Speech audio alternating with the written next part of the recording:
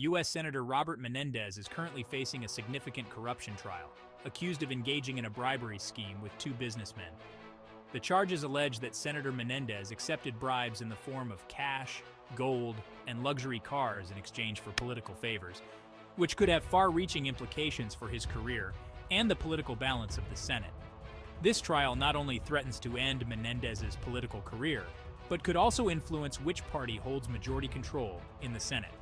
With jury selection underway, the stakes are high as the verdict could reshape the political landscape in New Jersey and beyond. As the trial progresses, it continues to draw attention due to its potential to shift power dynamics within the U.S. Senate.